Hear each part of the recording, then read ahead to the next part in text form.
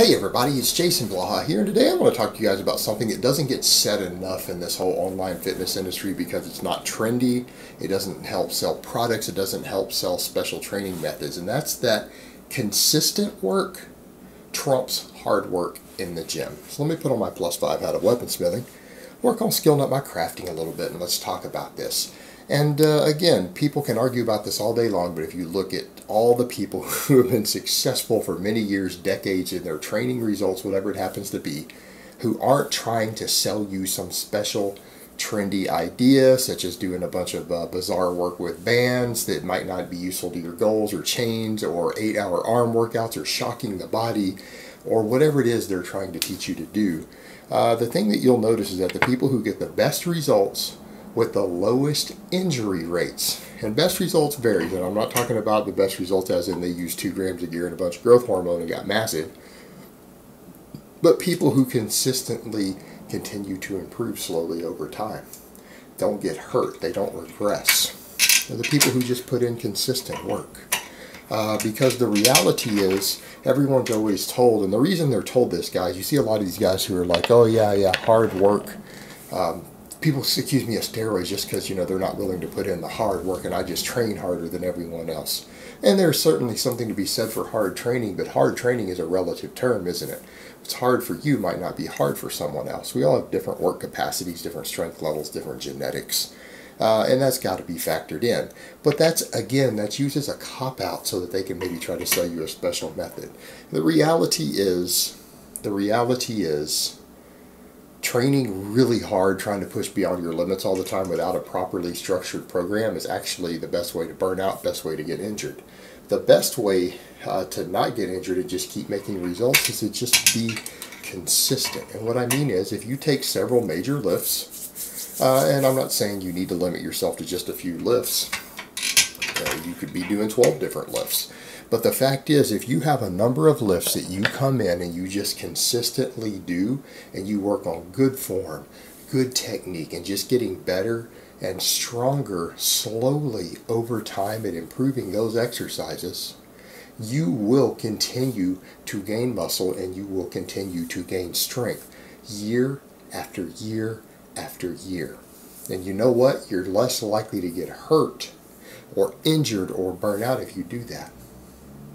Now, some people say, well, that sounds like minimalist training. Well, not necessarily, because I didn't say you couldn't come in and do 3 or 4 or 5 different isolation movements in there too and work on the pump and squeezing and contracting and trying to work every angle of a muscle. You could certainly do that, but wouldn't that still falls under the same idea that you've got to come in and be consistent and just consistently improve over time, because that's what the body thrives on. The body doesn't thrive on being shocked into something new. Alright, shocking the body into something new oftentimes very quickly leads to overreaching, it very quickly leads to overuse injuries, it leads to additional soreness, which can demotivate you. That's not how you get the body to adapt. The human body adapts best to consistency. The opposite of what people are being told, that you need to shock something. No, it's just being consistency. I can assure you, if you come in and you work on your bench press a couple times a week and slowly just work on getting better and better and better at it for 3 or 4 or 5 years straight, and you just keep honing it and working on it without ever pushing to your absolute limits, without getting pinned under the bar, without having to do crazy stuff and trying to bounce the bar off your chest and do a bunch of crazy stuff, you will probably get pretty strong at the bench press. And if you use full range of motion and overall good technique, you will probably build a bigger chest and you'll build bigger triceps. That will happen through consistency. Consistency.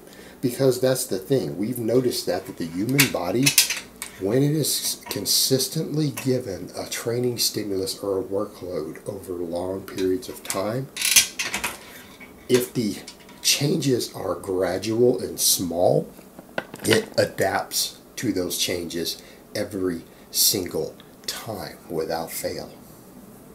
In other words, it's been described, when you take a 10 horsepower engine and you have subject it to 11 or 12 horsepower load, it burns out eventually. It wears out faster. The human body, if you take a 10 horsepower human body and you subject it to an 11 horsepower load over time, it becomes an 11 horsepower engine. So that's an analogy that I think is beautiful that I've heard coaches use over the years, things like that. That's the beauty of the human body. It adapts to consistent long-term stimulus, and that adaptation is structural in nature. And everyone's always, oh, but you plateau that way. Well, that's where periodization comes in, but you don't necessarily plateau. Gains just slow down. As long as you continue to be consistent, you will continue to improve. In other words, if you bench 225 for X number of reps and sets and over and over and over until it becomes light and it becomes easy to do that, you'll probably be able to go to 235 for reps and repeat the process over and over and over the years until you get it to where you want it. So the thing is, it adapts to consistency. And it's the same thing with cardio. You know, people get these ideas that, oh, people's fat loss stalls from doing lots of cardio. No, it doesn't. It stalls because people start eating more, or because they hit a little bit of an area where they see a sticking point in their weight and they panic and they don't realize that that's the body maintaining homeostasis. If you consistently create a small caloric deficit through doing large amounts of cardio over time, you will continue to get leaner and lose body fat. And you can do that for a very, very, very prolonged period of time. And I don't just mean a couple of months. In theory, a person could do that for a year. They could do that for 2 years. And you know what? They will continue to improve their endurance by doing so. And in fact, if someone did that long enough and kept working on their endurance and cardio, you'll get better at doing cardio. And you actually will find over time that all the data suggests that you will get better at burning fat doing cardio 6 months in, 9 months in, a year in.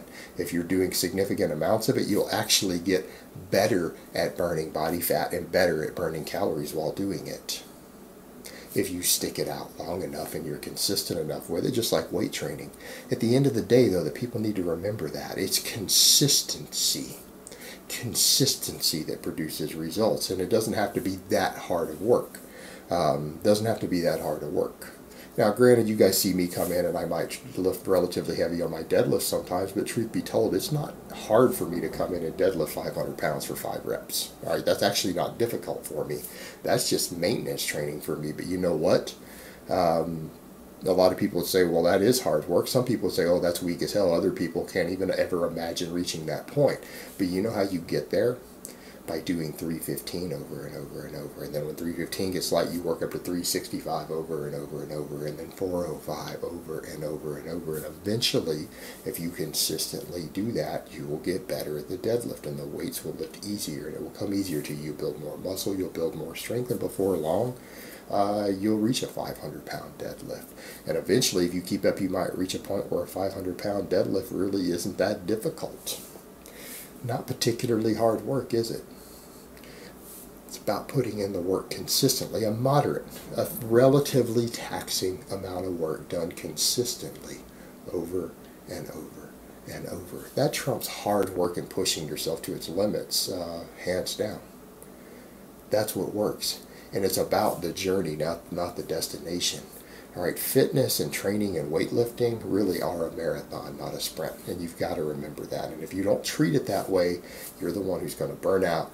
You're the one who's going to get injuries. And you may actually end up getting less results than you would have had you just backed it down a notch and been consistent week after week, month after month, year after year. All right, guys, but that's really all I have to say on that today. I hope it's been informative. And I will talk to you guys next time.